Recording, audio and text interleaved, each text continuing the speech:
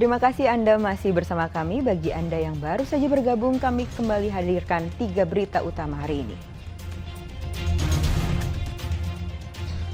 Seorang perempuan tertabrak mobil box hingga terpental ke sungai di Rengas Dengklok, Karawang.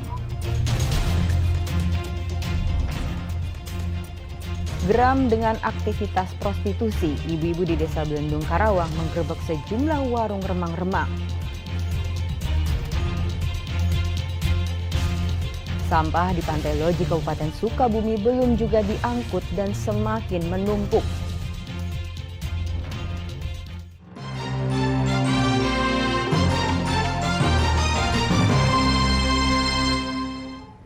Bantuan sosial cadangan beras pemerintah tahap 2 mulai dibagikan di Subang dan Cianjur. Bantuan pangan berupa 10 kg beras tersebut akan diberikan selama 3 bulan hingga bulan November mendatang.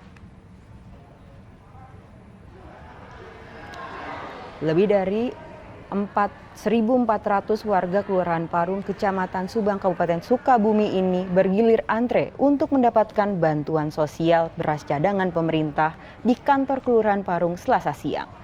Agar antrean tetap tertib, petugas waktu kedatangan warga dari 14 RW dan 35 RT tersebut dalam waktu yang berbeda.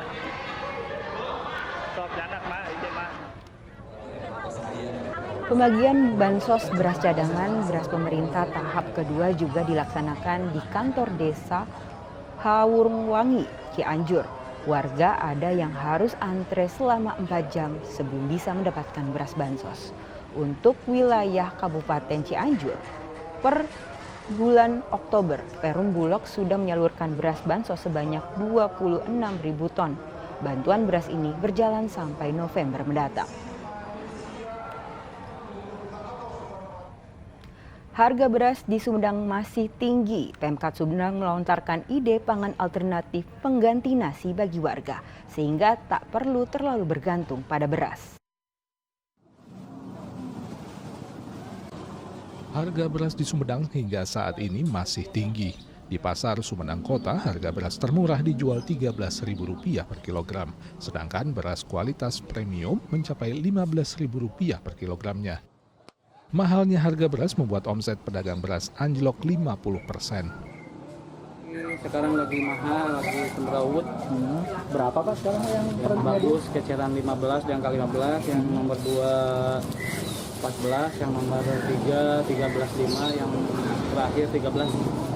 Kurangan omset ada, pasti 50% menurun. Sampai 50%. Warungan karena kendala dengan beratnya mahal.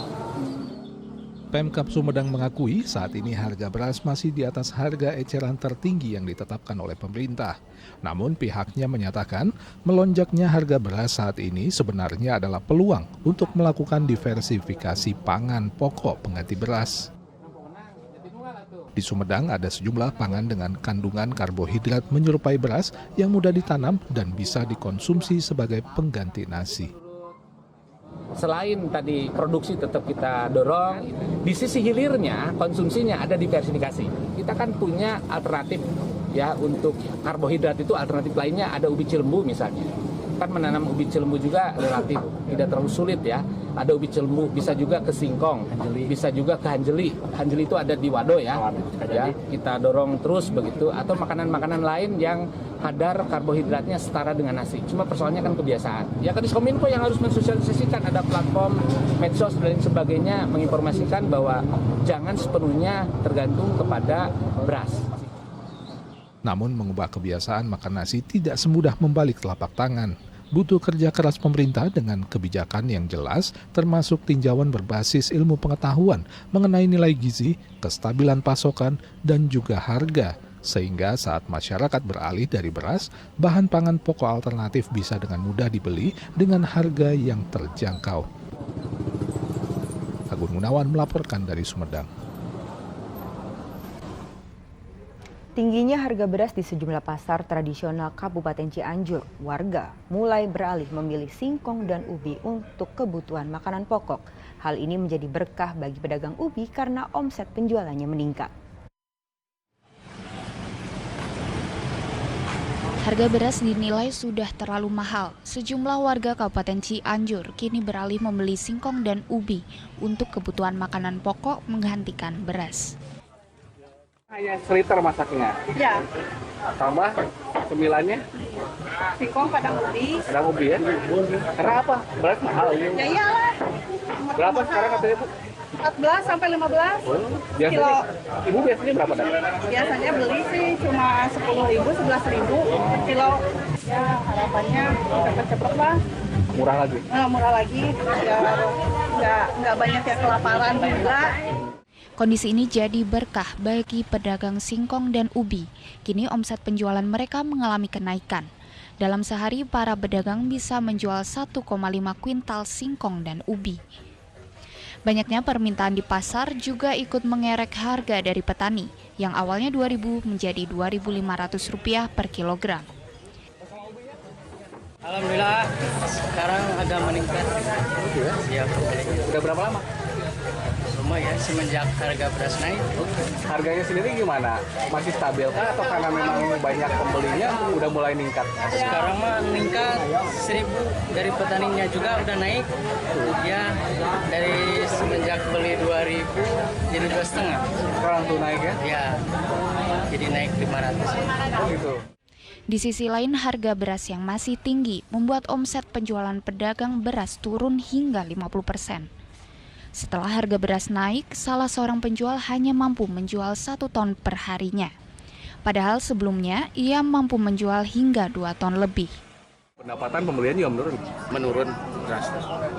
Sehari sekarang kuat berapa banyak? Ya setahun lah kuat sehari semalam. Kalau biasanya? Biasanya 2 ton lewat per hari, satu malam kan jarang tutup. Untuk penurunan omset sendiri kira-kira berapa persen Pak Haji? Ya antara 40%, 50% setengahnya lah. Pedagang beras berharap agar harga beras dapat kembali normal dan stabil secepatnya. Rendra Gosali melaporkan dari Cianjur. Sampah di Pantai Loji Kabupaten Sukabumi belum juga diangkut. Warga sekitar menyebut saat musim angin barat tiba, Pantai Loji pasti dipenuhi sampah karena terbawa ombak. Tumpukan sampah di Pantai Loji Kabupaten Sukabumi belum juga diangkut. Sampah yang kembali memenuhi bibir pantai ini bukan lagi sampah limbah kain tetapi plastik dan rumah tangga. Sampainya sampah plastik dan rumah tangga ini diduga terbawa arus laut musim barat. Warga menyebut saat musim barat tiba, Pantai Loji pasti penuh dengan tumpukan sampah. Namun saat musim timur, Pantai Loji pasti bersih dari sampah. Kalau dari dulu sih emang dari dulu suka ada, tapi cuma kebawa lagi sama ombak. Tapi hilang lagi, nanti ada lagi. Tapi di waktu musim barat adanya gitu. Tapi kalau udah musim barat nggak ada, penuh lagi itunya. Tumpukan sampahnya dari dulu udah ada tumpukan sampahnya. Ya 1 tahun sekali musim barat pasti ada. Jadi programnya ini kalau mungkin bersih terus mungkin 1 tahun sekali harus bersih gitu. Namun bukan soal terbawa arus laut, banyaknya sampah yang terbawa arus laut menunjukkan kebiasaan warga yang masih membuang sampah sembarangan.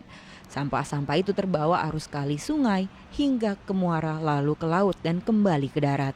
Diperkirakan musim barat ini berlangsung hingga November mendatang, sehingga petugas harus menyiagakan alat berat untuk membersihkan sampah agar tidak kian menumpuk. Asep Didi melaporkan dari Kabupaten Sukabumi.